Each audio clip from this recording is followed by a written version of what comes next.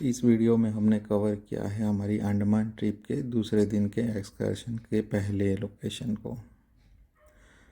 Port Blair पे Rajiv Gandhi sports complex से छोटी और बड़ी दो तरह की बोट के द्वारा रोज आइलैंड लिया जाए टूरिस्ट को लेके जाते हैं। करीब टिकट का जो कॉस्ट है वो 300 रुपये के आसपास है। पहला स्पॉट जो होता है वो रॉस आइलैंड का होता है, दूसरा पोस्ट जो होता है वो नॉर्थ बे आइलैंड का होता है। छोटी बोट के लिए आपको वहाँ पर भी ऑन द स्पॉट बुकिंग हो जाती है और उसमें एक साथ 10 से 12 लोग बैठते हैं, जबकि बड़ी बोट में 100 से ज़्यादा लोगों को एक साथ ले के जाया जाता है।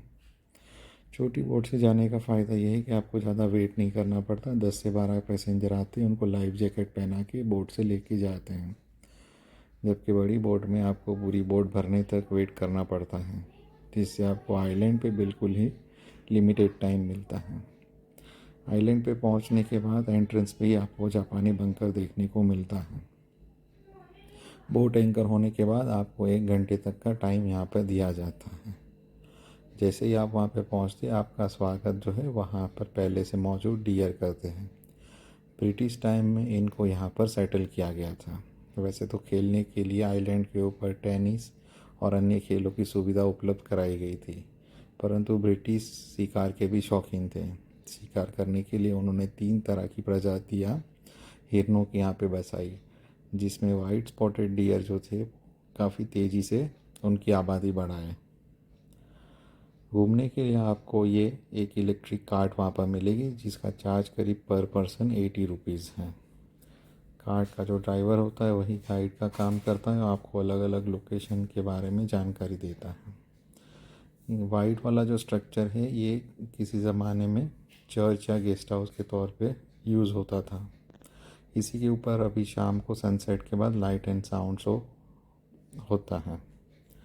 इसके अलावा यहाँ पर ऑफिसर्स के मेस, बैरक, उनके क्वार्टर्स, अन्य ऑफिस, पावर जनरेट करने वाले रूम्स, वाटर ट्रीटमेंट प्लांट और ब्रिटिश शासनकाल का बोट का एंकर भी रखा हुआ है। जब कार्ड आपको आइलैंड के एक छोर से दूसरे ओर पे छोड़ेगा, वहाँ से आपको 2 से 5 मिनट का पैदल फासला तय करना है, जो कि वुडन ब्रिज से होते हुए लाइट हाउस की तरफ जाता है।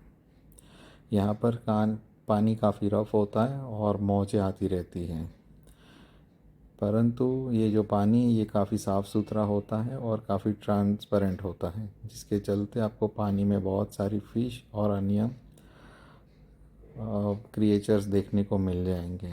यहाँ पे बड़े बड़े साइज़ के multi colour parrot fish, clown fish, छोटी और बड़ी साइज़ की नीमो फिश, सिल्वर फिश और छोटी और बड़ी साइज़ की फिशेस के बड़े ग्रुप्स और झुंड आपको देखने को मिल जाएंगे। चट्टानों पे आपको बहुत सारे क्रैब्स भी नज़र आ जाएंगे आसानी से, परंतु यहाँ पर आप नीचे उतरना मुश्किल है। इस ब्रिज से आप लाइट हाउस को देख सकते हैं। लाइट हाउस एक रॉक के ऊपर 10 मीटर की हाइट की लाइट हाउस यहाँ पे बनाई गई है।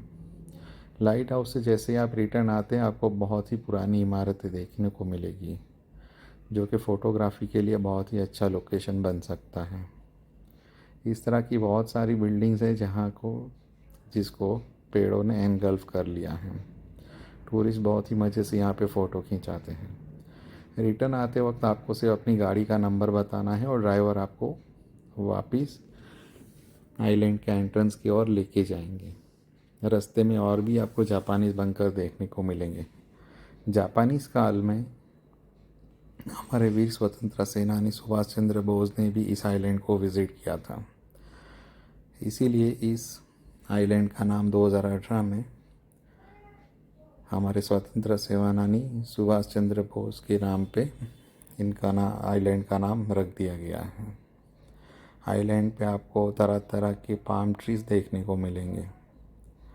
यहाँ पर आपके सामने जो स्ट्रक्चर दिख रहा है ये ऑफिसर्स मेस हुआ करता था। ब्रिटिश काल में उनके जो चीफ कमिश्नर थे उनका बंगलो भी स्क्रीन के सेंटर में आप देख पा रहे हैं। इसके अलावा राइट साइड में जो स्ट्रक्चर दिख रहा है, ये इनका रिक्रिएशनल एक्टिविटीज़ का क्लब हुआ करता था। इस आइलैंड पे आपको खाने पीने के या रिफ़्रेशमेंट के लिए कोई ज़्यादा चीज़ें मिलेगी नहीं। यहाँ पर आइलैंड के दोनों ही छोर पे कोकोनट वाटर और कुल्फ़ी बेचने वाले आपको मिल जाएंगे।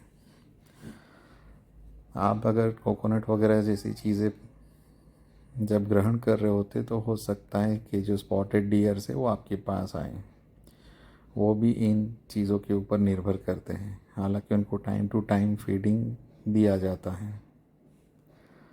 इसी वाइट स्क्रीन के ऊपर शाम को लाइट एंड साउंड शो होता है, जिसकी टिकट अलग से होती है और उसके लिए जो बोट है वो शाम को 4 बजे पोर्ट ब्लेयर से निकलती हैं।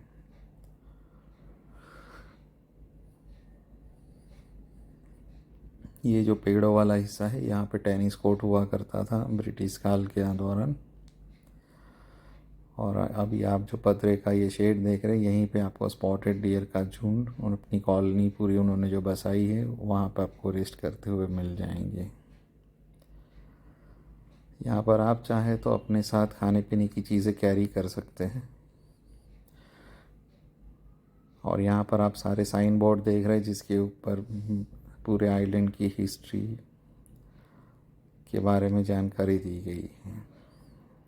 यहाँ पर आपको इमरजेंसी हेल्पलाइन नंबर भी मिले हुए हैं। In case of requirement of first aid या एनी इमरजेंसी आप उस पर फ़ोन करेंगे तो टूरिज़्म डिपार्टमेंट के रिप्रेजेंटेटिव आपको कांटेक्ट करेंगे।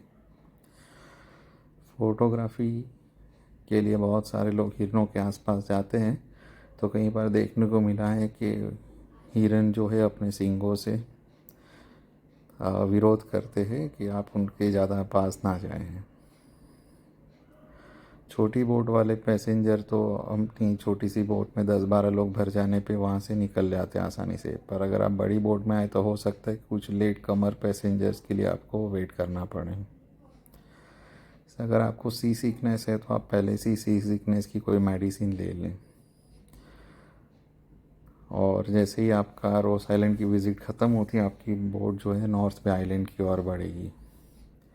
क्योंकि यहाँ पर पास ही में नेवल बेस है, तो नेवल बेस के शिप्स भी यहाँ पे आपको सेलिंग करते हुए नज़र में आ सकते हैं।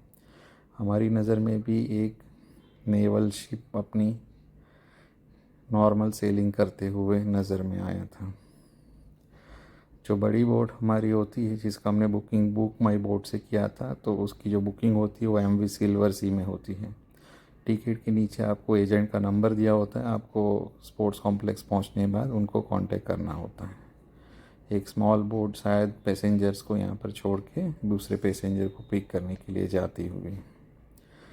तो इस तरह से आप देख पा रहे हैं कि नेवल शिप किस तरह से सेलिंग करती है। आप देख रहे हैं वहाँ पे क्लाउड भी है, ऊपर से बारिश भी हो रही है।